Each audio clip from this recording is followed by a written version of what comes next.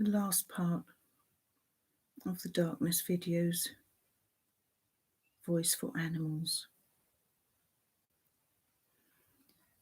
Throughout this work, I have referred to the deer animal with that generic term animal. In fact, that is all we need to know. It matters not which species, age, gender, or any other classification. Cruelty, slaughter, murder, evil, torture, it's all the same impact, whoever is the animal being. However, I do believe that this dear animal of whom I speak currently was a young bovine animal being. She was originally white in colour, and there was no time as well as no need to know whether she was in fact female. The suffering is the same, whichever gender. So I refer to her as female, as this somewhat reflects the awful vulnerability of her situation, of being cruelly tortured at the hands of a human who has chosen evil over compassion and goodness. So now, Torture, Part 2. Again, I must warn you, do not read this if you are an unguided child or if you are feeling frail or extra sensitive.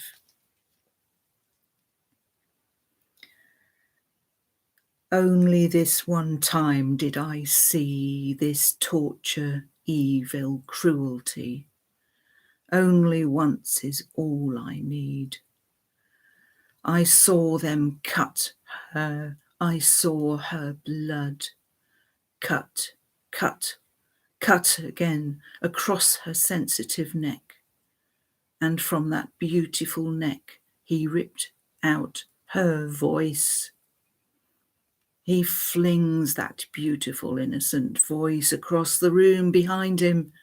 He flings that wonderful voice into the big bin.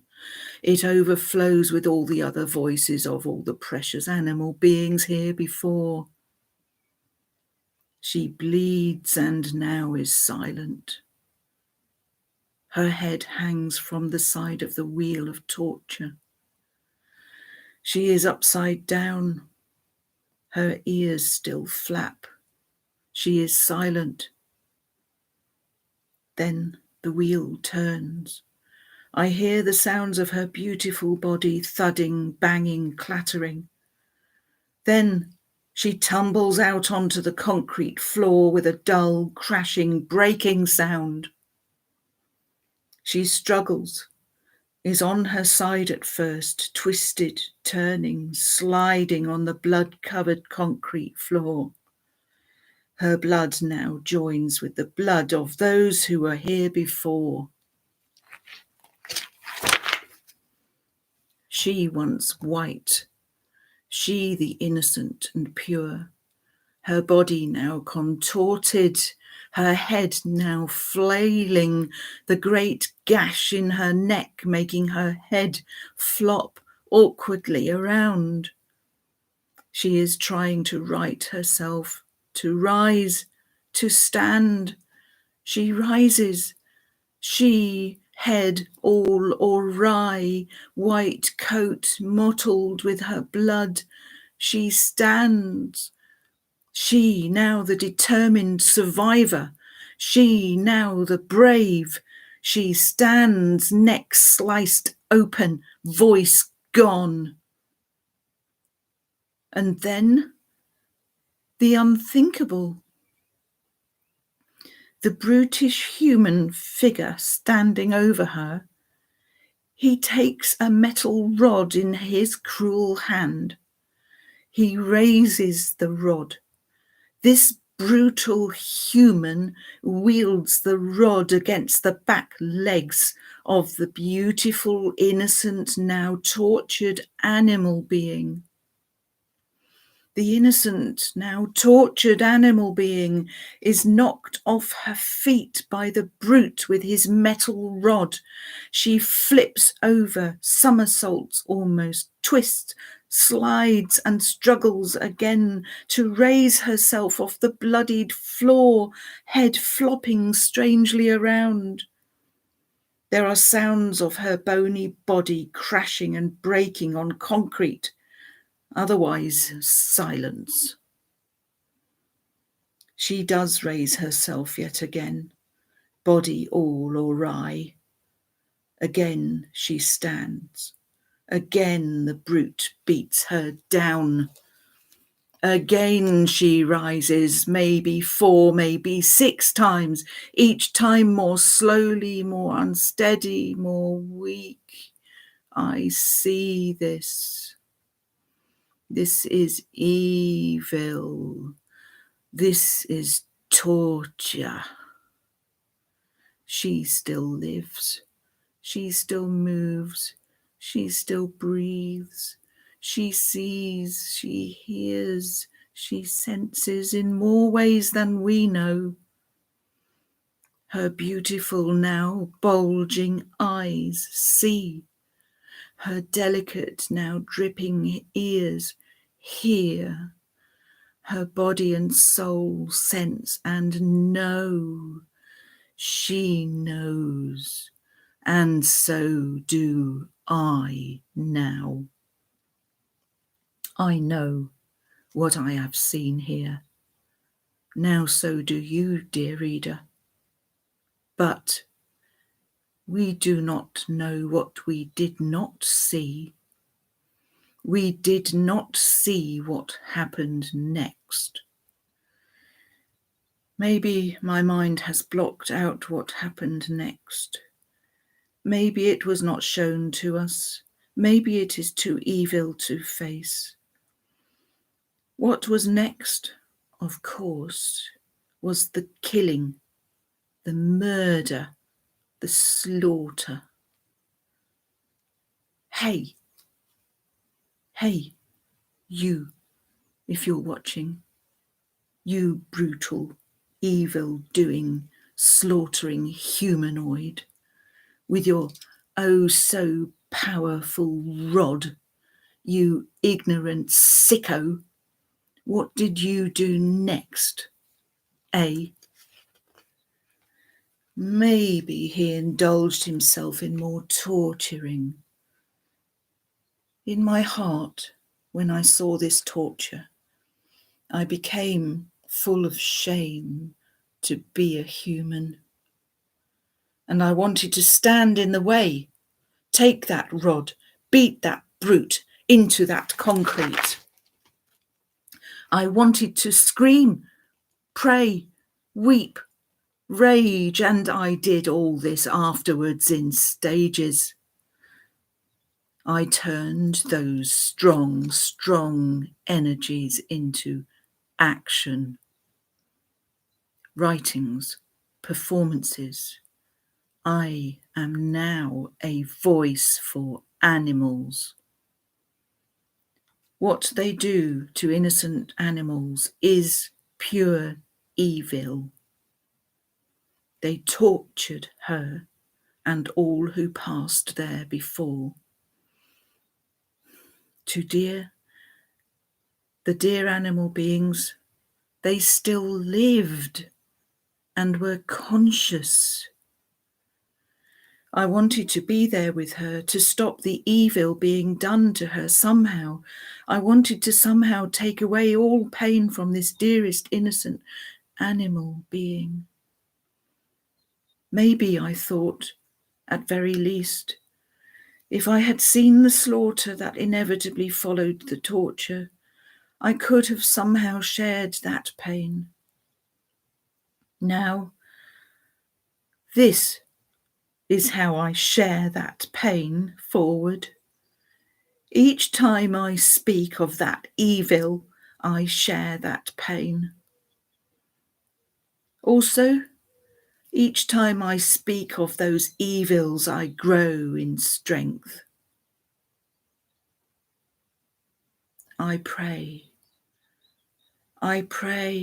in my own way that humans will see the light and see it today.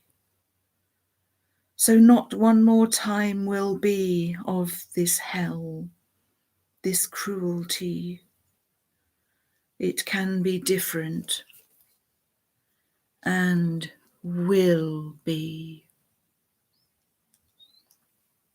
The innocent animals everywhere, in slaughterhouses and everywhere, they speak here now through me.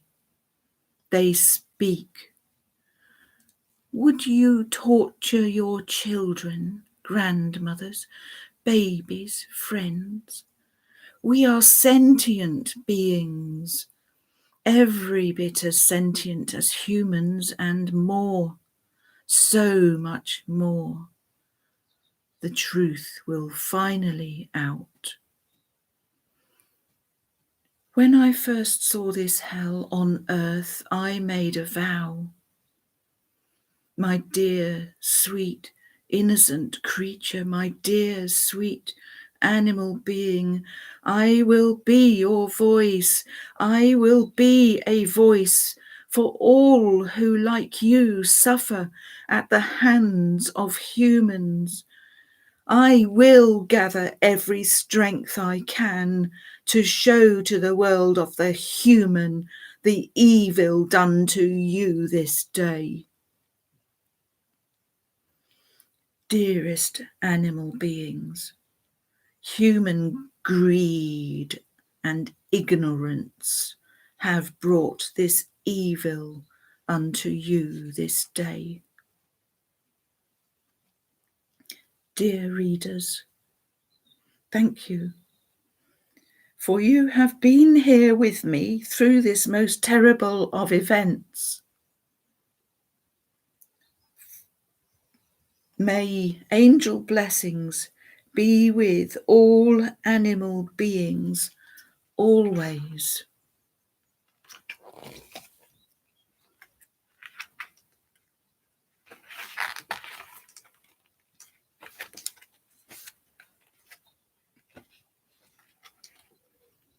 I was sorry to hold on here, but there was something I wanted to show you. I can't. Determined. Where has it gone? I probably can't even find it.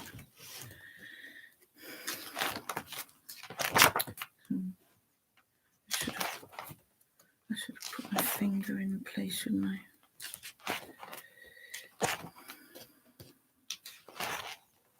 Yeah.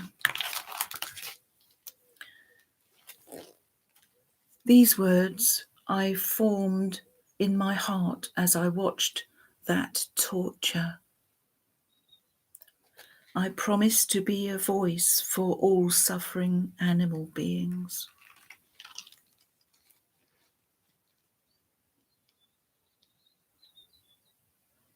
And I still am. And I believe I saw this torture something like 6 years ago. It will never leave me. It will always drive me.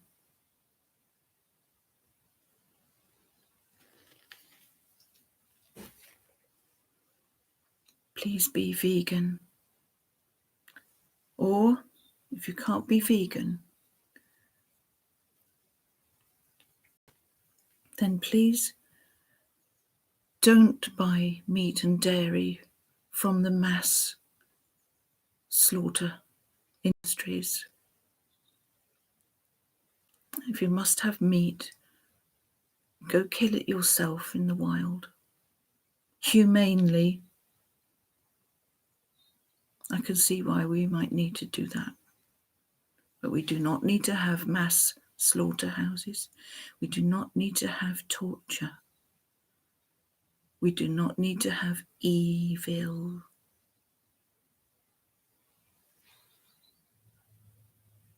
And I don't care what anyone says. Those people who do those evils have chosen to do those evils.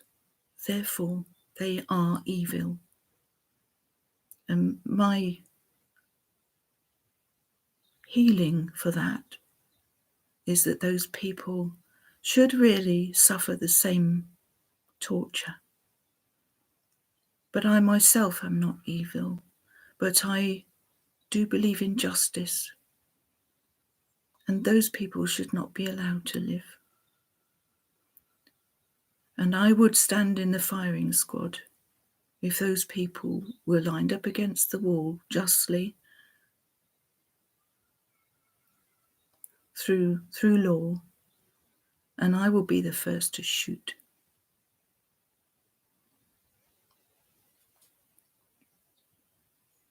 Give me the chance. I'll be there.